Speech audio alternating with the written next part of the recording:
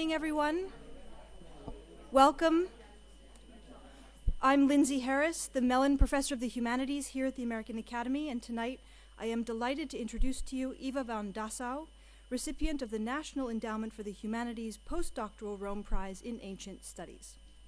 Eva is an associate professor in the Department of Classical and Near Eastern Studies at the University of Minnesota, where she teaches both the history and languages of the ancient Near East, defined from the late 3rd to the mid-1st millennium BCE. Eva received her doctorate from New York University's program in Bible and Near East Studies in the Department of Hebrew and Judaic Studies in 1997. Since then, she has earned several prestigious awards for her research, including a grant from the Institute for Advanced Study Research and Creative Collaboration at University of Minnesota, and a Charles A. Reiskamp Research Fellowship from the American Council of Learned Societies. She has also published widely on issues of public and state governance, textuality, temporality, and periodization in ancient Near Eastern history, including her most recent book, State and Society in the Late Bronze Age, Allah under the Mitanni Empire, published in 2008, as well as cuneiform texts in the Metropolitan Museum of Art, which she co-authored in 2000. Eva's present research examines the conceptualization of citizenship and the construction of publics in ancient Near Eastern societies, and the nature of writing as an interface between reader and reality. Among her current projects is a study of the Hurrian epic poem Song of Liberation, in which she is investigating the political dimensions both of the poem's composition and of its later bilingual edition, as she will discuss with us this evening. As we'll learn, this research is part of a larger book project that Eva is working on during her year at the Academy, which delves into the theoretical world that gave rise to this particular poem, namely the concepts of freedom, rights, and governance in the ancient Near East. Conventionally, Eva notes, the history of civilizations is structured by a philosophical opposition that identifies liberty and modernity with the West, and, in contrast, subordination to authoritarian rule with the Orient and the past. Within this framework, the invention of freedom is attributed to the Greeks, who defined Persia as a synecdoche for both Asia and autocracy. Eva's research aims to do nothing less than offer a new paradigm for thinking about the relationship between so-called Western and Eastern cultures. As Eva will explain in her presentation, her project demonstrates that societies of the ancient Near East knew liberty, rights, and participatory governance long before Athenians invented democracy. They just didn't leave for future societies, or scholars, a reflective discourse about these principles and practices in writing. This is where Eva's book will step in. What's so important about this work, then, is that by mining deep into the past and giving voice to the cultures and practices she uncovers, Eva is shaking up the basic tenets of how we have understood history and the civilizations that wrote that history for almost 3 millennia. In a world where different ideas of civilization, in particular freedom and autocracy, are clashing with increasing frequency, reconsidering the paradigms that structure those ideas seems ever more urgent. Please join me in welcoming Eva van Dassow.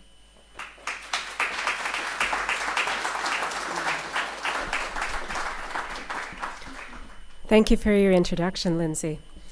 But enough about me. I want to tell you a story. And first, I shall frame it with a couple of minutes on the larger project of which it is a part that Lindsay mentioned. And by the way, as a prefatory note, if my voice cracks or I need to turn around and blow my nose, it's because I've had a nasty cold for the past few days, so please excuse me if that happens.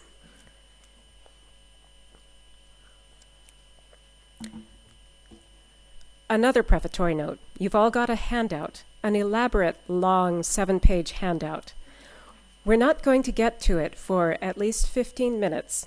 I'll tell you when we do. In the meantime, I'm sure you've all begun to peruse it on your own. Now to introduce this topic.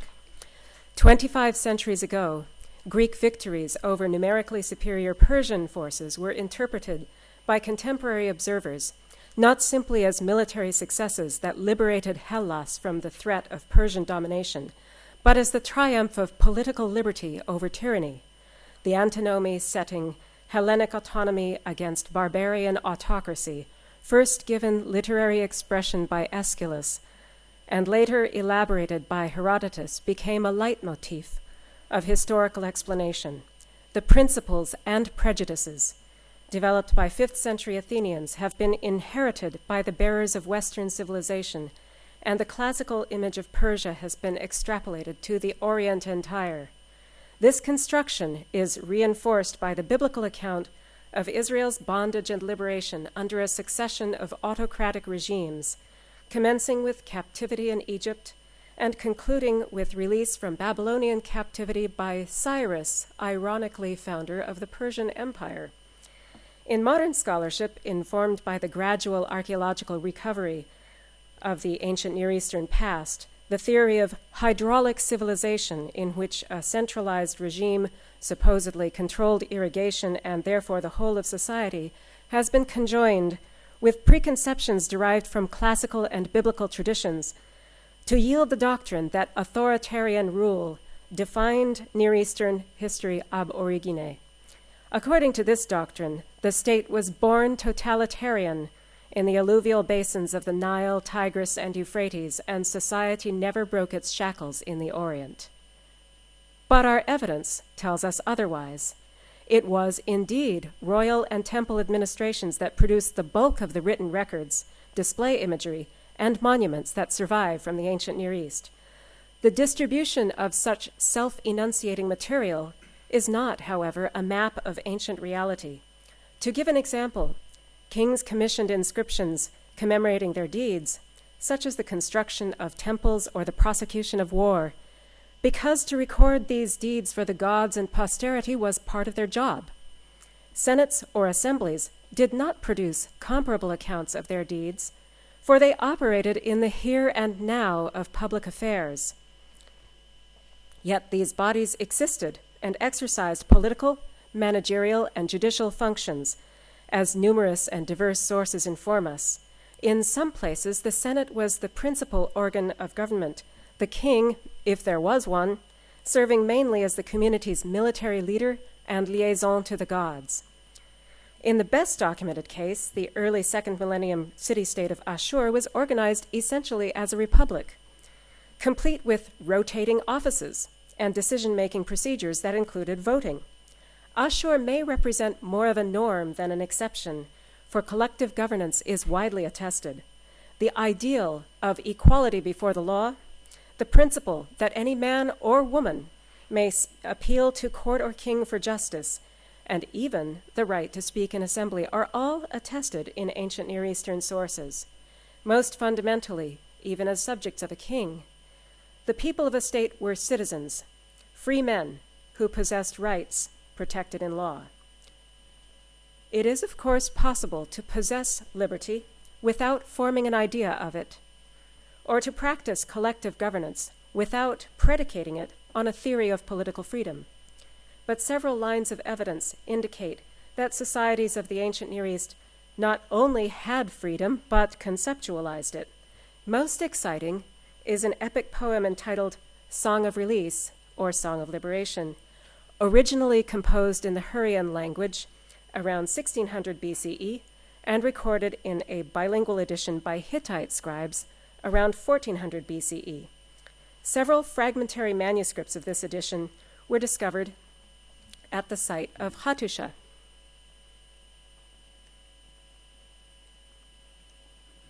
We are supposed to have a map coming up.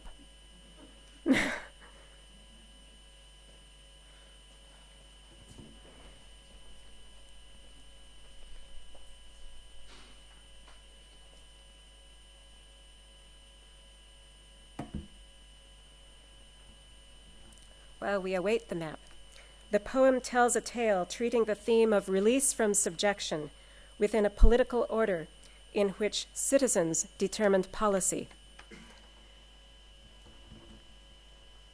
Here we are. Thank you. So there is Hattusha, the site that I mentioned already, which is where the manuscripts of the poem that I'll tell you about were found. And this story in outline, we will get into detail shortly. In one city, Ebla, which is located here, had subjected the people of another city, probably somewhere around here. We'll come back to this map. And now the gods demand that Ebla let those people go. But the Senate of Ebla refuses, exercising their own liberty as a body of free men, to deny liberty to the people of Igingalish who serve them. What kind of subjection did the people of Igingalish suffer, and to what condition did the gods demand they be released? And why did this interest the scribes of Hatti, the Hittite kingdom? Here, who recorded this poem 2 centuries after it must have first been composed. This is the story that I shall tell. First, I shall describe the historical background of the core concept that's encoded in its ancient title, Song of Release, or Song of Liberation. Then I shall illustrate the discovery and reconstruction of the poem prior to presenting the text. I shall conclude by briefly considering the context of the poem's composition and transmission into and beyond the land of Hatti. The key term in the poem's title is kirenzi in Hurrian. That's this word here. This is also on your handout, on the second paragraph of your handout. The Hurrian word kirenzi is an abstract noun meaning release or liberation, which is translated into Hittite as paratarnumar. That's an infinitive that means to release or to restore. Both terms are equivalents of Sumerian amargi, literally return to mother or return to original state. And they are also equivalents of Akkadian anduraru, which is a verb based on a root denoting cyclical return, thus restoration. The biblical cognate of Akkadian anduraru is deror, which is rendered liberty in the quotation from Leviticus inscribed on America's Liberty Bell. These words mean release from encumbrance in the sense of Greek seisachtheia. They all referred to the remission of non-commercial debts and to reversing their consequences, that is, releasing persons from debt bondage and reversing foreclosures on mortgaged property. The semantics of these words point to the root concept of restoration to original state. A debt amnesty was meant to restore the people, their lands, indeed the state itself, to their original and proper condition prior to the dislocations wrought by debt and analogous kinds of constraint. In Mesopotamia, it was traditional for amargi, or anduraru, to be proclaimed upon the death of one king and the accession of another, in order to reset the state of the realm by restoring everybody and their property to their point of origin. Remission of debts was but one concrete realization of the concept of restoration, and the term's specific content depended on the context to which it was applied. The anduraru that released free persons from debt servitude returned slaves from creditors to their original masters. The anduraru that remitted taxes restored people to a condition prior to their subjection to the state, and the anduraru that freed people from foreign rule restored them to native rule. The term thus acquired the connotation liberation, although that was not its primary meaning. Proclamation of anduraru would be done upon the normal succession of a son to his father's throne, but also upon accession through conquest or usurpation. The new king could thereby pose as the people's benefactor by wiping the slate clean if he could afford to alienate their creditors, or he could even proclaim himself the liberator of a subjected population. It was in this sense that Sargon, king of Akkad, claimed to effect the anduraru of Kish, his own city, when he conquered the city of Uruk in the 24th century BC. It was in the same sense that Ur-Nama, king of Ur, claimed to establish the amargi of Sumerian cities from the rule of Anshan, a kingdom in southwest Iran, in the 21st century BCE. In its more prosaic sense of debt remission, anduraru could also be proclaimed ad hoc in the course of a king's reign, presumably to address political anxieties. That such edicts were actually put into effect and debts were actually canceled. Persons were actually sprung from bondage. Foreclosures were reversed. This is proven by the study of numerous archival documents. The practice of issuing such restoration edicts can be observed starting in 3rd millennium Sumer, flourishing in the multipolar world of the early 2nd millennium in Mesopotamia and its surroundings, and continuing with lapses into the 1st millennium. The term traveled from culture to culture, picking up allegorical significance as it went. Its meaning could even extend to embrace its antithesis, just as an Anduraru decree could restore slaves taken in pledge to slavery with their original masters. The concept could be employed to mean freeing persons to serve a deity. Thus, Hattushili I, king of Hatti, in the late 17th century, stated in his annals that upon capturing the city of Hachum, he liberated its people by devoting them to the service of the sun goddess of Arinna. The Akkadian version of his annals says that he established the captured people's Anduraru, while the Hittite version says that he freed the people from labor duties and released them to the sun goddess, that is, dedicated them to her service. On a generous reading, since the ritual of manumission involved purifying the manumittee before the sun, this could mean actually liberating the conquered people of Hachum from the conqueror's hand, but that's an unlikely interpretation. The people of Hachum were still subjugated, having lost their autonomy with the Hittite conquest of their city, but the conqueror forewent his rights to their servitude by dedicating them to the goddess. During the same series of campaigns, in the area that nowadays lies along Turkey's border with Syria, Hattushili visited the city of Igingalish, which the Hittite version of his annals says he destroyed. That would have taken place toward 1600 BCE, at about the time that the archaeological record attests destruction at the site of Ebla, which is a long day's march southwest of Aleppo. Nothing links Hattushili to Ebla, but Ebla's fate is linked to that of Igingalish in the Song of Liberation. This poem, which develops a theological explanation for the destruction of Ebla, was evidently composed in Hurrian in the wake of that event. Then it became known in Hatti somewhat later. Given the story it tells, conceivably the poem was composed by people of Igingalish or perhaps of Ebla, who were taken captive in Hattushili's campaign. Now to the discovery of the poem. Here is the site of Hattusha. This is an aerial view taken decades ago, and what you can see here is the defensive wall around the city, a great huge rampart built in the 13th century, which you can get an idea of the scale by looking at this road upon which cars travel all the way around the site. Here is one part of the site called the Upper City, which you could see in the foreground of the previous image. And here were built numerous structures that the excavators and Hittitologists generally refer to as temples, though it isn't clear to me that all of them need have been used as sanctuaries. We're going to zoom in on one particular structure where a Byzantine church was built quite a number of centuries later. Here's the image of the church itself.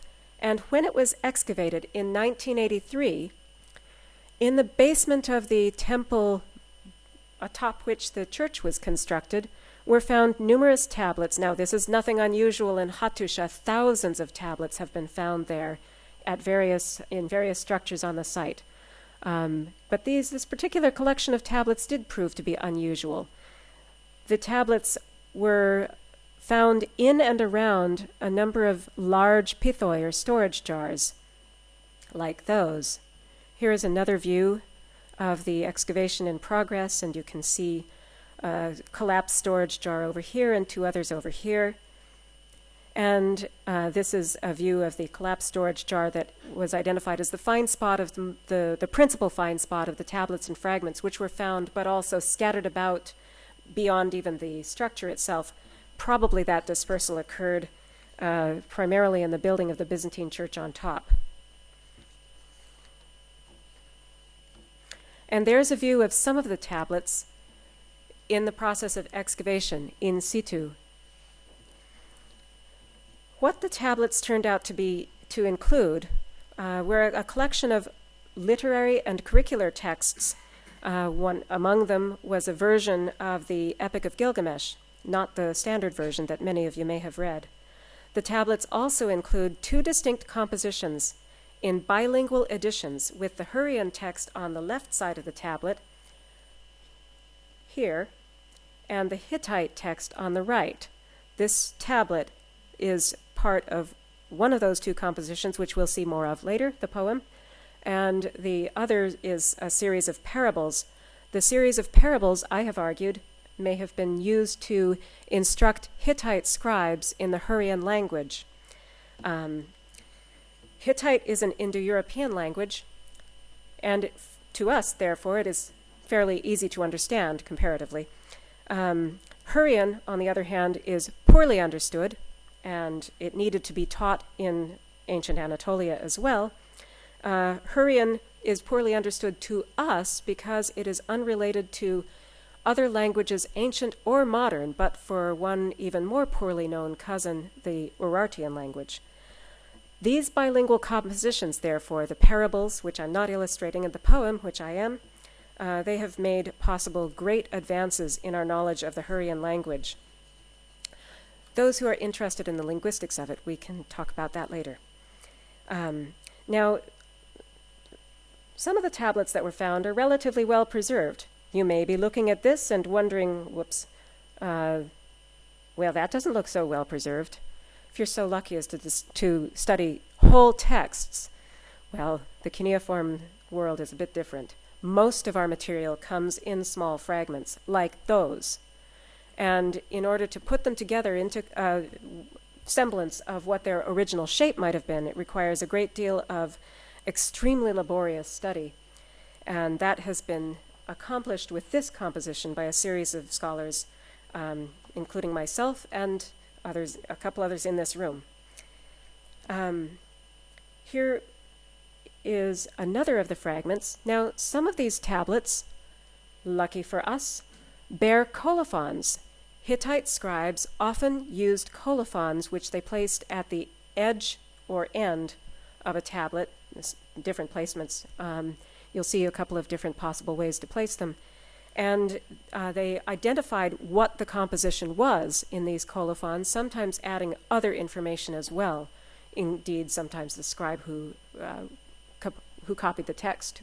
In this case, we have a colophon down here which says it is tablet 1 of the song Para Tarnumar, and then it's broken off.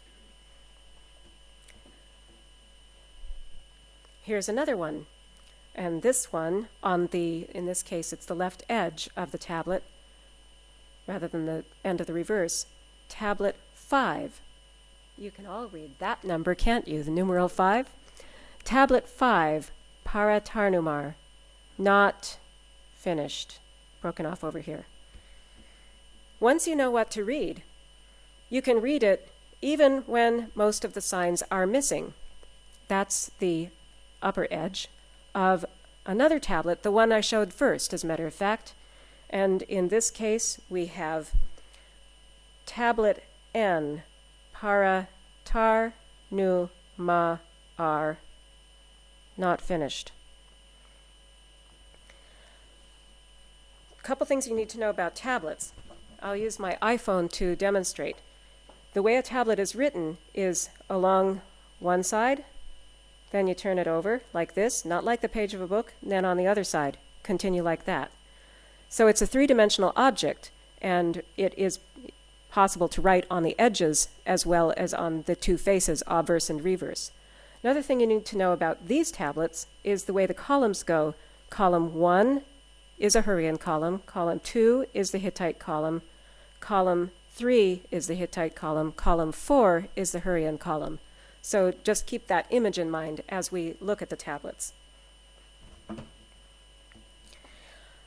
Parenthetically, although these are labeled tablet 1, presumably one of them is 2, but we haven't got a colophon that says tablet 2, and so forth, those don't actually correspond to anything like chapters of a book. Again, if you're familiar with the Epic of Gilgamesh, then you probably know that it has 12 tablets. Each of those tablets has a fixed content. That was a later Mesopotamian scribal practice, but not one that the Hittites used. In the case of the Hittite scribal practice, they would simply start writing the tablet, and when they got to the end of the tablet, finished the clay, basically, then they would write a colophon saying, tablet, whatever, of this composition, not finished, and then go on to a new tablet. So that means that designating a different, first of all, it means that a given composition may be divided differently in every manuscript of it, and in the case of the Song of Release, we have bits and pieces of several different manuscripts, not a single one. Second thing is that in designating a given tablet as tablet N of the Song of Release, that refers to the tablet's position in a particular manuscript, rather than identifying it as a fixed segment of the poem. If it were the latter, it would be so much easier. So, based on the colophons, we know already that the poem is a poem about release or liberation. But from what and to what? Let's follow the story so far as we can put the pieces of it together. And now you will want to look at your handout and at the glossary of places and languages and at the cast of characters on page 1 of the handout. Once again, the poem takes place here at Ebla in what is now Syria. The site of Ebla has been under excavation since the 1970s, until the outbreak of the Syrian civil war in 2011. In antiquity, Ebla flourished in the 3rd millennium BCE and in the early 2nd millennium BCE. The location of Igingalish, the city Ebla had conquered, is not known, but it must lie somewhere around here, near the present-day border between Turkey and territory claimed by the self-declared Islamic State. One of the characters in the story, named Pizigara, hails from Nineveh, far away on the Tigris River at present-day Mosul. The Hurrian storm god, Teshub, is called Lord of Kumme, a city that's located somewhere in Upper Mesopotamia, and that is his hometown, rather in the way that Zeus is associated with Olympus. Now to the cast of characters. The principal divine characters are these: the storm god Teshub, whose role is approximately equivalent to that of Zeus in the Greek-speaking world; Ishara, goddess of oaths and marriage, not to be confused with Ishtar, goddess of sex and violence; and Alani, goddess of the netherworld. Her name means the lady in Hurrian. It's important to note that the storm god in ancient Near Eastern cultures as well as in Greece was traditionally concerned with justice. Thus, in a famous prophecy uttered circa 1800 BCE, the storm god Addu of Aleppo, here's Aleppo, he informed the king of Mari on the Euphrates, over here. He informed the king of Mari through a prophecy that in return for granting military success, he requires only this, that the king provide his subjects justice. The human characters in the poem include Megi, king of Ebla, and Zazalla, speaker of the Senate of Ebla, whom we meet in the climactic scene. They also include Pura, representative of the people of Igingalish, and a person named Pizigara of Nineveh, whose role is unclear because the text of the poem is not complete. Now, please turn to page 2 of your handout. Oh, I'm sorry, I should have put that up while I was going through the cast of characters. Now we are on this image. The poem, at this point, I am basically going to be reading along with you very much the same as the text on your handout so that you can follow the text of the poem with me. Did I see a hand up with a question?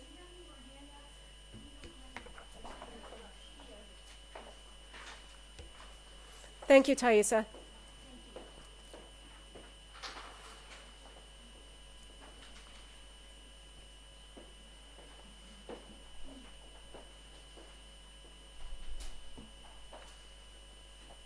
I have one more up here if one is needed.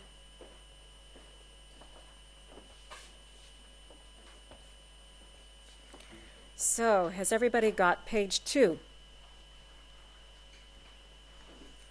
We'll start with Tablet 1.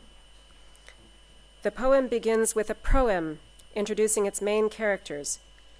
The proem is incompletely preserved in the only surviving example of Tablet 1. Of this exemplar, only the upper left corner of the tablet survives, which partly preserves the first 20 lines of the Hurrian column 1 and column 4 on the reverse, and it preserves none of the Hittite translation, which would have been column 2 and column 3 of these two. A colophon at the end of the reverse, which we've seen, identifies this tablet as Tablet 1 of the Song of Release. The opening lines here run as follows. Of Teshub, great lord of Kumme, I shall sing. The maiden Alani, bolt of the earth, I shall extol. Together with them, I shall speak of the maiden Ishara, word that effects hidden wisdom, the goddess. Of Pisigara I shall speak, the one brought to Ebla. Pisigara knows something about Nuhashi and Ebla. A lot of this remains uninterpretable. More about Pisigara the Ninevite, and then what remains of the next several lines does not suffice for translation, especially in the absence of the Hurrian translation, the Hittite translation. There is another small fragment that may belong to this same tablet, and it preserves a bit of the Hittite column in which we read that Teshub got out of bed, that he did something about a decree of liberation, that he spoke to his brother Shualiat and urged him to go to Ebla, an instruction reinforced by Ishara, and then it breaks off. Where the text resumes on the reverse of this main fragment, the deities Teshub and Ishara are engaged in discussing Ebla's fate. The last several lines here go something like this. Ishara speaks words to Teshub. She makes a request, broken. Ishara requests, broken, and so forth. And the next paragraph has to do with Teshub speaking of the destruction of Ebla. The word that I'm tentatively translating with a question mark is hypogeum is a Hurrian word for a pit for communication with the netherworld. Well, there ends Tablet 1 of this manuscript. Unfortunately, the next tablet has not been identified with certainty. According to one proposal, the Tablet 2 may be represented by a small fragment containing parts of the Hittite column only. The surviving text on the obverse of this fragment says something about Teshub destroying the land of Luluwe, that's in the Zagros Mountains north of Iraq. The text on the reverse at the end of the tablet says something about Pisigara, mentioned in Tablet 1, and then something about Pura, leader of Igingalish, featured later in the story, and then something about Pura being bound to the stone of the storm god Teshub, lord of Kumme. There is less uncertainty about what must be Tablet 3, because it's possible to work back to it from the Colophon to Tablet 5, about which we'll talk about below. This third tablet is represented by a large fragment that preserves part of the Hurrian column only. That's the obverse, that's the reverse. The text on the reverse of this fragment overlaps with the beginning of the better preserved tablet that we'll identify below as Tablet 4, in which the god Teshub is speaking to Megi, king of Ebla. The obverse of Tablet 3 contains part of a narrative enumerating a series of kings who ruled Ebla and whom Pura, the leader of the captive people of Igingalish, served. We learn from the next tablet that the kings enumerated must have totaled 9. Insofar as it may be translated, the passage goes as I've given on your handout. There are numerous unknown words, as you can see, so I won't read through it. But you can see that it narrates a series of kings, Arib Ebla, who seems to have disappeared, that is presumably died, and then they raised Paib Ebla to the throne as lord. He rules 18 years, and there's something to do with Pura, something to do with Teshub, lord of Kumme, and then in the 18th year, Paib Ebla disappears. Eshib Abu takes the throne, rules for 18 years, and apparently this must continue for another several kings before making a transition to the next theme. Perhaps 24 or more lines are entirely missing where this fragment breaks off before you turn the tablet over and start on the reverse. There, at the end of the tablet, of the third tablet, Teshub seems to be adducing paradigmatic examples preparatory to his main theme. Then come what seem to be rhetorical questions, such as, for the one who continually works the millstone, shall there be no release on behalf of that one, the maidservant, too? Then there's a mysterious line consisting of unknown words, and the paragraph concludes with what seems like a warning. Teshub knows, he sees, of the one who raises, untranslatable words, something about earth and water. The last preserved paragraph of this fragment is identical to the first paragraph of a large tablet. This is the one you saw first, preserving both the Hittite and the Hurrian columns over substantial stretches. This tablet may be identified as tablet 4 in terms of its sequential position. It reads as follows: But release in well-being the sons of Igingalish. Release also Pura, the captive, who has served 9 kings. For Igingalish he served 3 kings. For Ebla he served 6 kings. Now before you, Megi, the 10th, he enters. If you decree release, for Ebla the fate is this: if you decree release, I shall empower your weaponry. Your weaponry shall beat the opponent. Your arable land shall flourish gloriously. If you do not decree release, for Ebla the fate is this: on the 7th day I shall come upon you, and the city Ebla I shall destroy. Like an uninhabited place I shall make it. The lower town I shall smash like a cup. The upper town I shall trample in the dump. The agora inside it. Like a cup I shall crush underfoot. I shall remove, something incomprehensible, the hearth of the Acropolis into the lower city, that of the lower city into the water, that of the Acropolis into the lower city I shall cast.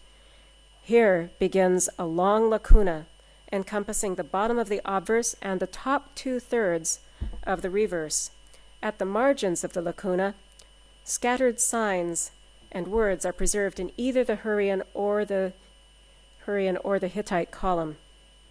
From these scant bits, it can be discerned that, Teshub's speech having concluded, Megi speaks in response, and then he goes to address the Senate of Ebla. Listen, he says, at line 7, right about there. And then he proceeds to quote Teshub's speech. He doesn't repeat the entire series of 9 kings, 3 of Igingalish and 6 of Ebla, that the god evidently enumerated, but he does quote, or rather, he paraphrases the mysterious passage involving paradigmatic examples. And then Megi quotes the crucial edict, threat, and promise that Teshub uttered. Release in well-being the sons of Igingalish. Release also Pura, the captive, who has served 9 kings.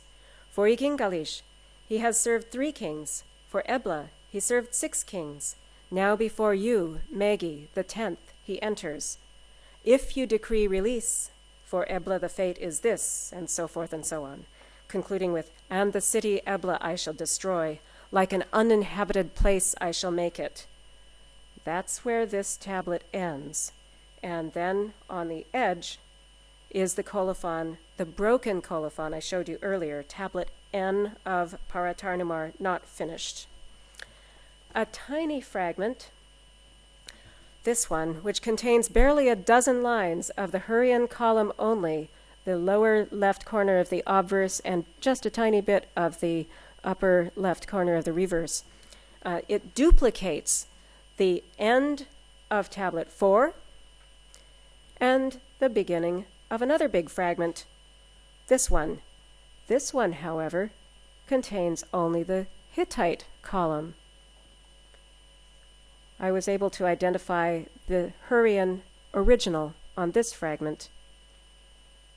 It's a Hurrian original of part of this text here. And that establishes the sequence of the text. That is why we can work backwards to the sequential position of the tablets that have no colophon preserved. The obverse of this big fragment in turn overlaps with the text of it, overlaps with that of another tablet, which is identified by its colophon as tablet 5 of the Song of Release. That also I showed earlier. Now we'll turn to the composite text of these two tablets. The scene is the Senate floor of Ebla, around 1600 BCE. Megi, the king of Ebla, has just presented to the Senate his proposal that they release the people of Igingalish, whom they've held in subjection for generations, because that is what the storm god Teshub demands. The leader of the captives, Pura, has served 9 kings in succession, and Teshub has informed Megi that their captivity must now end. Megi has relayed to the Senate the message of the god, who promises prosperity for Ebla if they do grant release, and utter annihilation if they do not let those people go. The king's proposal is answered by the orator Zazala, who is introduced as follows. There is no speaker opposing him. Within the Senate, there is no speaker opposing him, no one who makes an argument against him. If in the city there is a powerful speaker whose word no one counters, Zazala is such a powerful speaker whose word no one overcomes in the place of assembly. Zazala began speaking to Megi. Why do you speak submission? Megi, star of the Eblites. And then the passage breaks off here, and we continue with the overlap on the next tablet, which is this one. Fortunately, preserving both the Hurrian and the Hittite columns, at least this is the bottom half, roughly, of the tablet, and that's the obverse, and that's the reverse, where it continues. Zazala speaks. Is Teshub oppressed, that he requires release? Should Teshub be pressed for money, we shall each give him a shekel of silver. Half a shekel of gold, a shekel of silver we shall give. Should Teshub be hungry, we shall each fill a measure of barley. Half a measure of emmer we shall fill, a measure of barley. Should Teshub be naked, we will clothe the god with a garment. Should Teshub be parched, we shall each give him a flask of oil, and we will restore him from his need, the god. We shall save him, Teshub, from his oppressor, but we will not grant the release. Megi, your heart shall not rejoice. Your heart, on the one hand, will not rejoice, and on the other hand, Pura's heart will not rejoice. The sons of Igingalish we shall not release. If we release them, who would feed us? They are cupbearers, waiters, cooks, dishwashers. The spinning, something incomprehensible, presumably they do the spinning. If you want a release, Zazala continues, speaking to the king, release your own slave, release your slave woman, give away your son in the street, send your wife back to her father's house. You, Megi, do that, ourselves something incomprehensible, the fate for Ebla. But Zazala and the Senate refused to grant the release. Megi heard this speech, he did not cease to weep. To Teshub he knelt. We're about here now on the tablet. Bowing, Megi said to Teshub, Listen, Teshub, great lord of Kumme, I grant it, but my city does not grant release. Zazala, son of Fazanigar, does not grant release. Megi purified himself, casting the sin upon Ebla. And there it breaks off. On the edge of the tablet is the Colophon, tablet 5 of Paratarnumar, not finished. The last episode of the poem that can so far be identified in the extant manuscript fragments is found on a fragment that preserves both the Hurrian and the Hittite columns. This may be tablet 6. In what survives of the text, Teshub goes to visit the palace of his sister Alani, goddess of the netherworld, together with his brother Shualiat. He is received with honor, seated on a throne, and there at the bolts of the netherworld, Alani prepares for him a banquet of mythical proportions. She seats on his right the primeval deities, whom he had erstwhile vanquished in the battles through which he had attained kingship of the gods. Alani herself serves as her brother's cupbearer and serves him a drink in a fancy cup, but here the tablet breaks off. Very little of the reverse is preserved. What there is includes the remains of a colophon. This is one of the fragments I showed you at the beginning. And here's the colophon, where we can read tablet 5, I'm reading the wrong one. Tablet N, we don't have the number of the tablet, tablet N of Paratarnumar. Then there's something about a singer who would have perhaps sung this poem, and then not finished. So the banquet in the netherworld was not the last act of this drama. Had Teshub already fulfilled his threat to destroy Ebla, or was that still to come? The conversation between Alani and Teshub must have concerned the fate of Ebla. After all, Alani's realm would receive a considerable population influx upon Teshub's fulfillment of his threat to wipe the city out. Although it is narrated in no surviving fragment, the destruction of Ebla must indeed have ensued upon the Senate's refusal to obey the god's will and release the people of Igingalish. Now, I think we've got enough time for those who would like to know what the original Hurrian may have sounded like. We'll go through a passage of it, perhaps not quite all of this. This is the passage I already read in English. We'll start with this passage. Ai nakedasho kirenzi, eblava sherjeni manna, nakedasho kirenzi, inarala hudadao olmishi. Olmishi na nedi adirga, helama eroleva avundishi. Nakiyoshona kirenzi, eblava sherjeni manna. Shindishu vadshouva, unevata edeshuja feja. Ardima ebla paredav, nachobado sheredav inanam. Adashi kajoj huboshtav, kire tudigoj tiluloshtav. Eyenema magire kajoj silmanedav turoche. I can't vouch for whether that might be comprehensible to the original author, but that's my attempt at putting together the pronunciation of the Hurrian. And for those who are interested in how you get that out of the cuneiform tablets you've seen, we can address that later on. Now to context and transmission. The spectrum of meaning evoked by the core concept denoted Kirenzi, Paratarnamar, or Anduraru opens the poem to multidimensional interpretation. What was the reason for the imperative of release? One people had subjected another, contrary to nature, and the subjected people must be restored to their original state. Yet, subjection could be legitimate, whether it was consequent on conquest, or the provision of credit, or the exercise of lawful authority. It should, however, have a limit, so that the creditor should not keep indebted persons forever in servitude, and the ruling authority could not exact unlimited service or impose unlimited dominion. The term of bondage should last no longer than the period commensurate with the sum of the debt or the price of the subject, after which point the price would be required of the party in power by the gods. For the subjects were originally theirs, hence the god demands that the secular ruler let my people go, that they may worship me, to quote Yahweh in Exodus 20. But they were not to exit bondage only to enter servitude with a god or temple. They were to be restored to freedom. The gods required justice among men, as the storm god Addu of Aleppo communicated through his prophet in the 18th century BCE. And permanent subjection of free men is unjust. This, in essence, is the theme of the 8th century prophet Amos, who informs the Israelites that their God takes no pleasure in their offerings. He does not need them to feed him, and he desires instead that they do justice.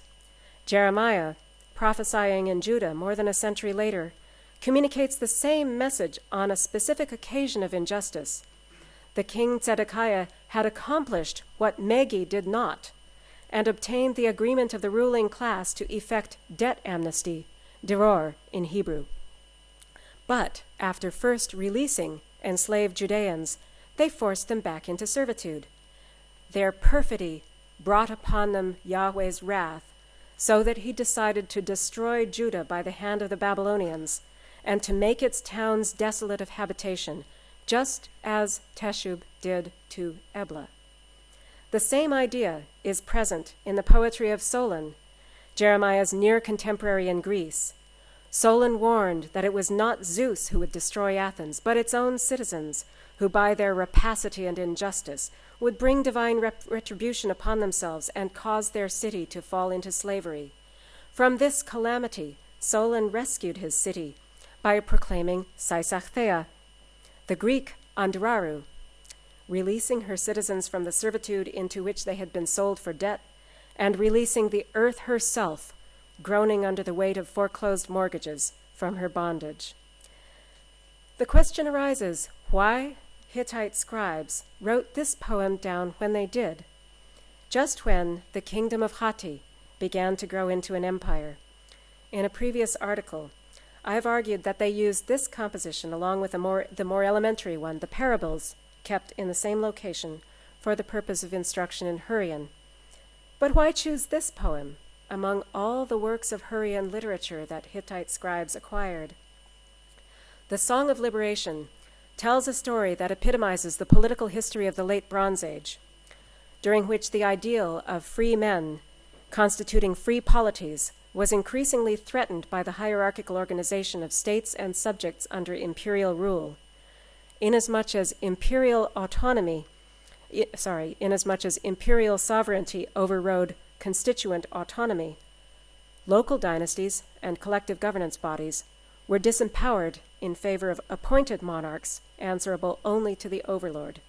The issue of political subjection versus autonomy was one that Hatti increasingly confronted as it acquired an empire, which may explain the interest of Hittite literati in a composition that dealt with this very theme. It cannot be taken for granted that a poem such as the Song of Liberation would take written form. In fact, textualization was a virtual dead end for this composition, the known manuscripts of which were abandoned in abasement. Yet that didn't inhibit its transmission, for poetry lives in performance and memory, not in writing. This poem was composed and transmitted orally for generations before it was written down, and evidently for centuries afterwards too. Whether it was sung in Hurrian or Hittite or yet other tongues, some version of the Song of Liberation was transmitted from land to land and language to language until its motifs and its very turns of phrase found new expression in classical Hebrew prophecy and archaic Greek poetry. Indeed, its core theme was reincarnated in the foundation myth of ancient Israel, whose archetypal leader conveyed to an implacable oppressor the storm god's demand to let his people go, or else. Thank you for your attention.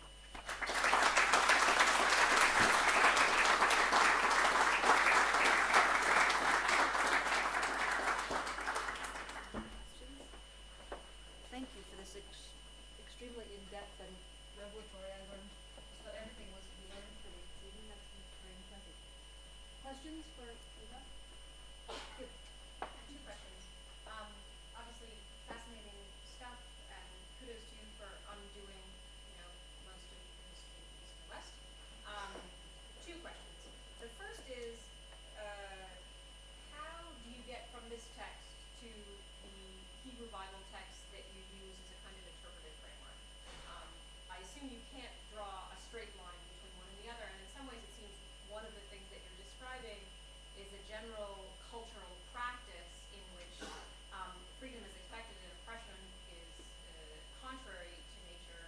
In other words, maybe you don't need a direct line from this particular text to the kind of Hebrew Bible trope that you talk about, but rather that it's a cultural wide phenomenon. That's the first question. The second question is, what I'm particularly struck by is the independence of the Senate, who tells their king to basically, no, and we're not going to do what you ask us to do, and instead, and we're not going to ignore the God.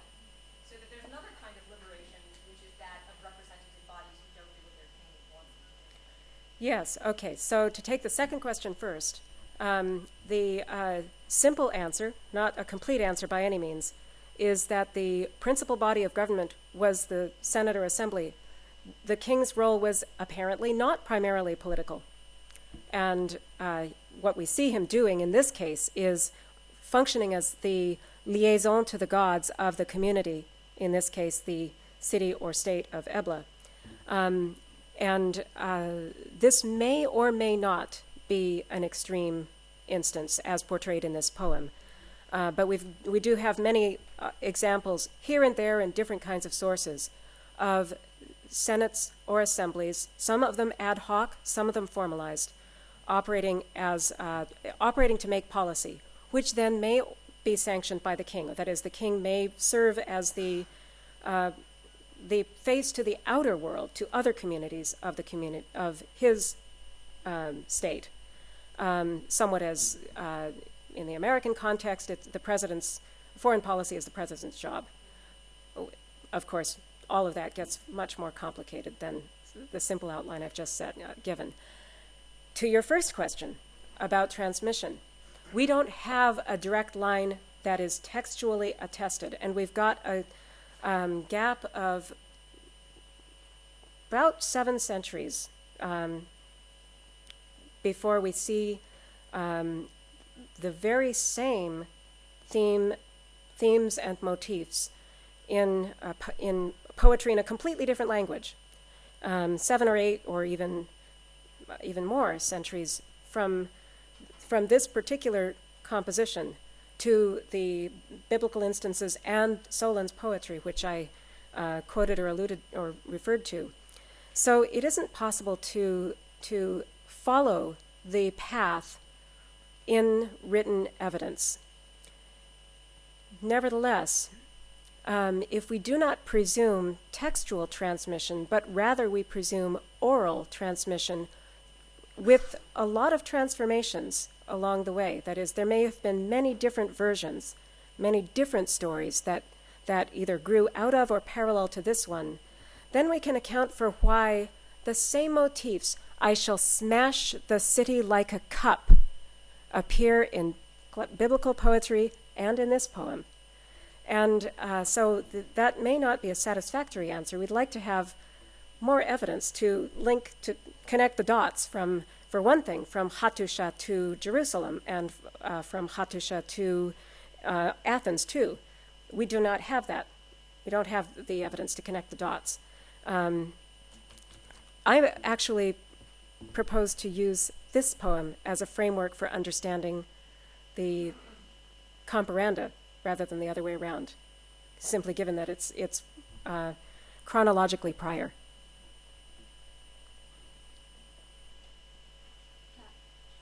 Given that you talked about how this idea of release is often used as a political maneuver when monarchs put people in his debt, I guess, instead of them being debt to others, it seems like in the poem there's a sense in which the Senate or Zazala thinks that Maggie that it's in his best interest for the release to happen, and that he's very distressed when it doesn't happen. And do you think that there's a sense in which the release for Umar could have been a political move, that is, that they are worried it gives him power to affect the release?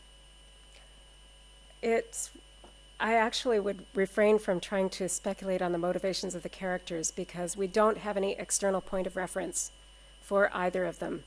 So Zazala is a unique character and a unique name. And we could, if we were dramatists, I'm not, but you can see how this poem could be dramatized. Then you'd make some choices. You'd give them motivations. But I would refrain from reading them into the poem because of the fact that this is, in that sense, a unicum. We don't have something directly comparable with this kind of a scene. We can certainly understand the king going weeping before the gods, saying, "I'm sorry, I tried. Don't blame me, it's their fault." So he casts the sin upon his city. He purifies himself and casts the sin upon his city. It's all he could do. Well, I guess what I was wondering is there a historical precedent for the governing body of the city blocking this new king's desire to grant a release of the sort that you talked about in the beginning? I cannot think of one offhand. There very well may be. The examples that come to mind are the opposite, actually. King being counseled to grant release, and then having to decide, well, do I listen to this counsel? But I can't think of one the other way around offhand. You may answer this very similarly to what you just answered, but I'm very curious about the positioning of Dassow here, where in the response to the sentence through the speaker, there seems to be a little bit of role reversal there, where there's this implicit suggestion, perhaps even explicitly, Dassow is suffering oppression and might be liberation, and it sort of perhaps it's ironic, or but how do you read this where they're saying, well, you have needs such as will take care of you, which generally, at least in my understanding, Near Eastern hierarchy, that seems well, actually, now that I think about it, actually, it is the role of chief gods, isn't it? Yes. So maybe I can Yeah, there are. You did. If you were to juxtapose those, if you want to turn back to that passage of Zazala's speech, and meanwhile keep in mind the quotation from Amos, the quotation from Amos inverts the rhetoric of Zazala. Says, the God does not delight in your sacrifices. What the God wants is that you do justice. And that is exactly the opposite of what Zazala is saying. He said, well, if the God needs us to feed him, we'll do that, but we're not going to grant release, which is the just action that the God demands. Now, I'm not sure, maybe I didn't read it in quite an ironic enough tone of voice, but I do take that entire passage as ironic. The God is so powerful that he can crush Ebla underfoot. The Speaker of the Senate is saying, is he in need? Well, we'll help him, sure. We'll each give him a flask of oil. We'll each give him a garment and food and so forth.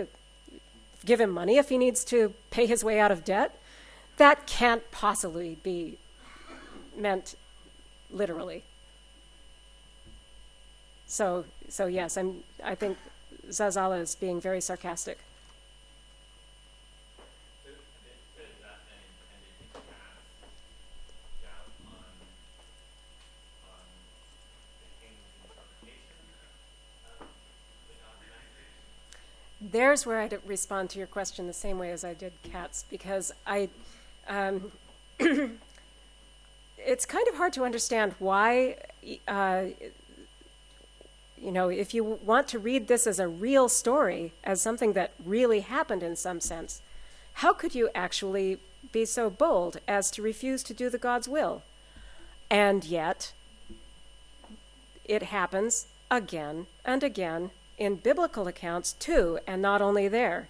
So I would refrain from offering a motivation for Zazala, but we can contextualize what he is portrayed as saying and doing in relation to other similar narratives.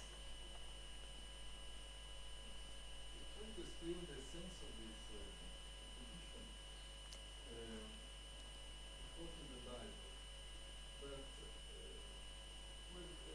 Israel has this masochism way, the prophets, that to invoke God to destroy them because they were they didn't observe what Yahweh said.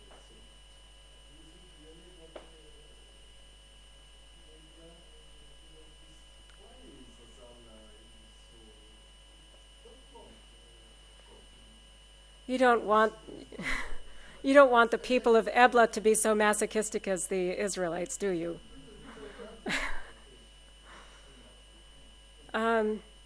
Well, I see the same motif, that is, you are bringing destruction on yourselves by failing to do the God's will, to put it simply. The peculiar, and I would have to rather agree with the characterization of the Israelite prophets and the Judean prophets too, as somewhat let's say, masochistic, if we'll use your term. But that, of course, is a selection. The selection we have is conditioned by later events in Israelite and Judean history. So other Israelite and Judean prophecies that didn't get selected for transmission could have sounded quite different.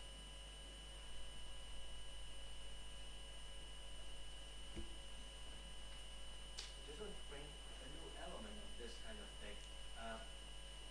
Probably the whole business of setting free people who are under bondage, something like that, is part of a larger worldview or ethos, something like covenant ethos, and that we have also curses against city, against those people who are not observant to the terms of the covenant or treaties from free. Well, you see something in that direction? I wouldn't read a treaty into the background of this, but that's not impossible. It's simply that there's a whole lot of the narrative we don't have. So if we were to go, where you would want to see mention of a treaty would be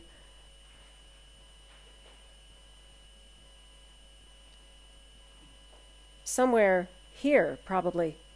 If you're positing that as part of the historical background to this composition. And there's simply too much missing. We have almost nothing of Tablet 2. This may or may not be a fragment of it. We have far too little of Tablet 3. So whatever historical narrative lies behind it, that might not be what you're after, though. You're after something else. The idea, Yes, along that way, probably not directly. I'm not expecting that would happen in the text. Uh-huh. But let's say Okay. part of the worldview that they would. Okay, yes, I see.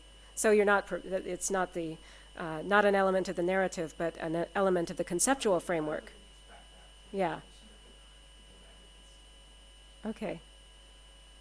But I'm just thinking of, say, there are so many parallels like that, like just offhand, the statue of Zechariah, something like that. There's also this kind of thing at the end, curses against the land. Yeah, With the same, more or less the same terms. Yeah, to elucidate for those who are not familiar with this kind of evidence, what Professor Janto is talking about is the presence of covenants or treaties between states, normally, which include often lengthy curse sections for violation of the treaty, especially lengthy in the first millennium. They're really not that long prior to the first millennium. And in the case of the statue, the stele of Zechariah, it's analogous to a royal inscription, even if it's not an actual king. I would suggest, for your delectation, a quite different parallel, the Balaam text from Der Allah. Perhaps